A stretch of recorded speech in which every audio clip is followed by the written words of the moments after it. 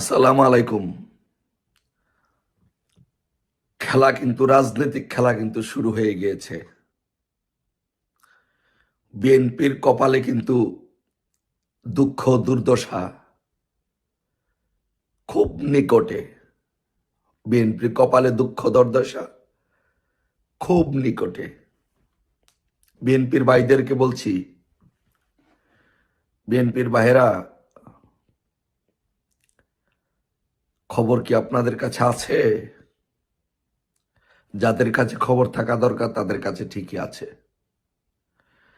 -2 formula কিন্তু 2 মাস আগেই কিন্তু -2 ফর্মুলা শুরু হয়ে গিয়েছে।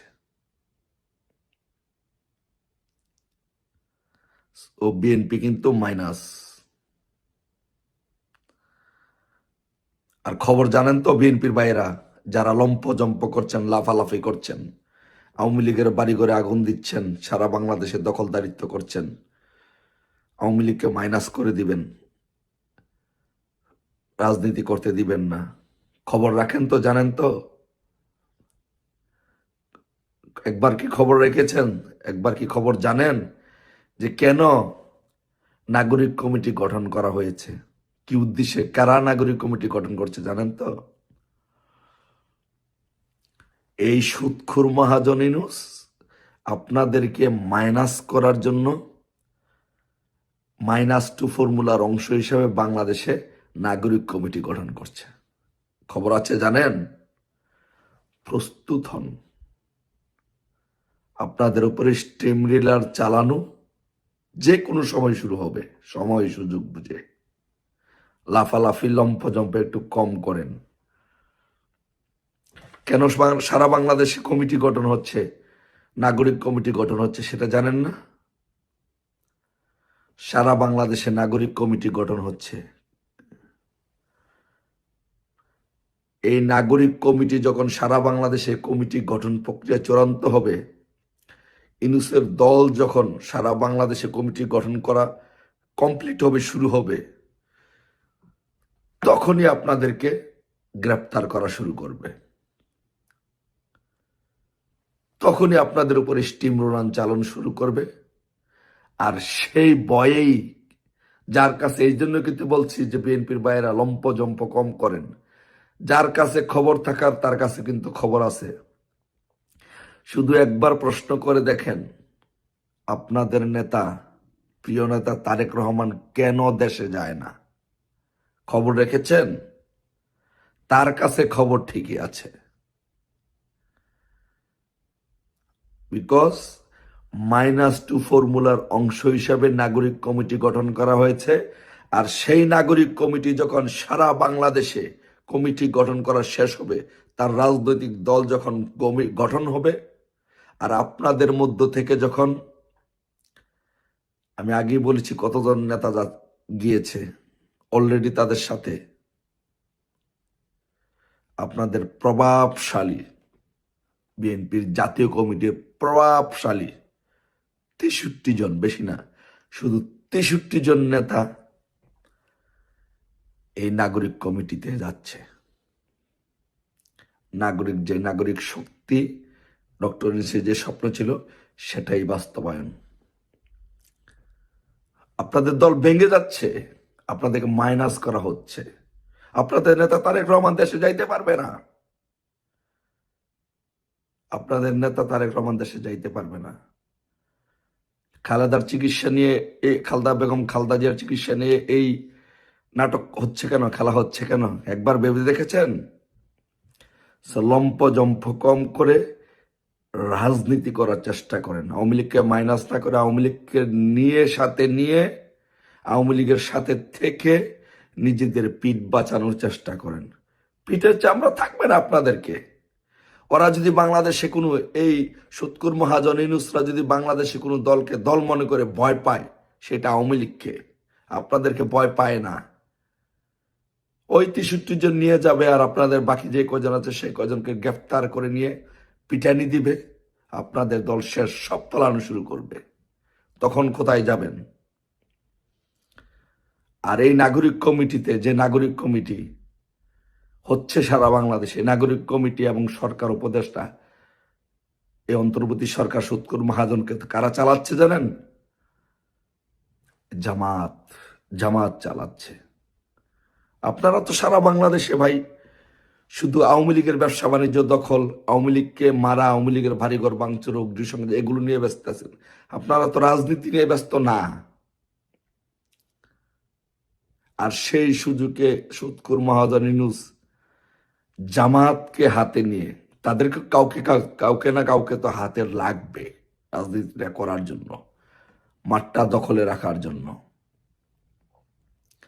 এই জন্য আপাতত জামাতকে হাতে রেখে সারা বাংলাদেশে ওরা নাগরিক কমিটি গঠন করা হচ্ছে, এবং ওই নাগরিক কমিটিতেও জামাতের কর্তৃত্ব। সো আপনাদের কপালে খুবই দুঃখ দুর্দশা আছে। 2008 সালে 111-এর পরে যেরকম ঘটনা হয়েছিল, যে দুই দলকে মাইনাস করার জন্য প্রক্রিয়া শুরু হয়েছিল, আওয়ামী লীগ আন্দোলন করে আপনাদেরকে সাথে নিয়ে এসেছিল, আওয়ামী লীগ সরকারে গিয়েছিল, আপনারা বিরোধী দল হয়েছিলেন, একই প্রক্রিয়া শুরু হয়েছে। আপনাদেরকে মাইনাস করা হবে সারা বাংলাদেশে। তাদের কমিটিটা যখন শেষ হবে আপনাদেরকে ধরা হবে। আর খবর নিয়ে দেখেন আপনাদের দলের মধ্যে, আপনারা কি জানেন খবর? আপনাদের জাতীয় নেতা, 63 জন জাতীয় নেতা এই সুৎখোর মহাজন ইউনূসের দলে যাচ্ছে। সারা বাংলাদেশে কমিটি গঠনগুলো প্রায় ওরা গুছিয়ে ফেলছে। এই কমিটিতে কারা যাচ্ছে? আপনাদের দলের লোকজন যাচ্ছে। বিএনপির ভাইয়েরা, এই কমিটিতে কারা যাচ্ছে? আপনাদের দলের লোকজন যাচ্ছে। আচ্ছা, আরেকটি কথা বলি, আপনারা যারা রাজনীতি মোটামুটি বুঝেন, একবার চিন্তা করে দেখেছেন যে ঢাকা বিশ্ববিদ্যালয় যাদের দখলে থাকবে, ঢাকা বিশ্ববিদ্যালয়ে যারা কর্তৃত্ব করবে, তারাই সারা বাংলাদেশের রাজনীতি নিয়ন্ত্রণ করবে, তারাই ক্ষমতায় থাকবে। আপনাদের ঢাকা বিশ্ববিদ্যালয়ের ছাত্রদল হলের মধ্যে 7ই নভেম্বর উপরে উপলক্ষে আপনাদের একটা পোস্টার হলের মধ্যে লাগাইতে পারে না। শুধু একবার চিন্তা করে দেখেছেন যে আপনাদের অবস্থা কোথায় আছে? আপনারা কোথায় আছেন? চাঁদাবাজি করছেন, মাস্তানি করছেন, লম্পটগিরি করছেন, আওয়ামী লীগের নেতাদের সম্পত্তি দখল করছেন, বাড়িঘর দখল করছেন। মনে রাখবেন, যদি রাজনীতি করতে চান, বাংলাদেশে গণতান্ত্রিক ধারায় যদি রাজনীতি করতে চান, তাহলে আপনাদের বাঁচাতে পারে একমাত্র আওয়ামী লীগ। একমাত্র আওয়ামী লীগ আপনাদেরকে বাঁচাবে। সো তাই আওয়ামী লীগের সাথে বৈরী সম্পর্ক তৈরি না করে, আওয়ামী লীগের রাজনীতি নিষিদ্ধ করার চিন্তা না করে আওয়ামী লীগের সাথে আসুন গণতান্ত্রিক দ্বারা ফিরিয়ে এনে একসাথে রাজনীতি করে বাংলাদেশে রাজনীতি গণতান্ত্রিক দ্বারা প্রতিষ্ঠিত করি। আরে ভাই, ছাত্রলীগকে নিষিদ্ধ করেছে, আপনারা খুশি হয়েছেন? ছাত্রলীগ নিষিদ্ধ করেছে, আপনাদের ছাত্র দলের সাধারণ সম্পাদক বিবৃতি দিয়েছে। ভুল করেছেন। এই ছাত্র লীগের নেতৃত্বেই আপনাদের ঢাকা বিশ্ববিদ্যালয়ে যাইতে হবে। আপনাদের ঢাকা বিশ্ববিদ্যালয় হলে থাকার কোনো সাহস নাই, শক্তি নাই, সামর্থ্য নাই। আপনারা এখন হলে গেলে ওদেরকে পিটিয়ে, আপনাদেরকে ল্যাংটা করে ফেলবে পিটিয়ে এই সমন্বয়কারীরা। যান, কোন হলে সাহস থাকলে যান, একদম পিটিয়ে ল্যাংটা করে ফেলবে ছাত্র দলকে এই সমন্বয়কারীরা। কারণ আপনাদেরকে ওরা কেয়ার করে না, পরোয়া করে না। ওদের মুখে মাথার মধ্যে দিনে রাত্রে একটি সব চিন্তা, আওয়ামী লীগ, ছাত্রলীগ, এই বুঝে আওয়ামী লীগ আসছে, এই বুঝি ছাত্রলীগ আসছে। কারণ ওরা জানে ছাত্রলীগ যখন জেগে ওঠে তখন বাংলাদেশ জেগে ওঠে। ছাত্রলীগ যখন জেগে ওঠে বাংলার মানুষ জেগে ওঠে। ছাত্রলীগ যখন জেগে ওঠে এদেশের মানুষের স্বপ্ন জেগে ওঠে। তাই ওদের চিন্তা শুধু একমাত্র ছাত্রলীগকে নিয়ে, আওয়ামী লীগকে নিয়ে। আপনাদেরকে নিমিষের মধ্যে, সময়ের মধ্যে মাইনাস করে ফেলবে। অপেক্ষা করুন, লম্পজম্প কম করে রাজনীতি করার চেষ্টা করুন। আওয়ামী লীগের সাথে ঐক্যবদ্ধভাবে রাজনীতি করার চেষ্টা করুন। আর সেই রাজনৈতিক চেষ্টা যদি ঐক্যমতে পৌঁছাতে চান, আসুন আওয়ামী লীগ সবসময় গণতান্ত্রিক প্রক্রিয়ায় বিশ্বাস করে। আসুন আমরা বাংলাদেশে সেই গণতান্ত্রিক ধারা নিয়ে আলোচনা করি, আলোচনা করে বাংলাদেশে গণতান্ত্রিক ধারা ফিরিয়ে আনি।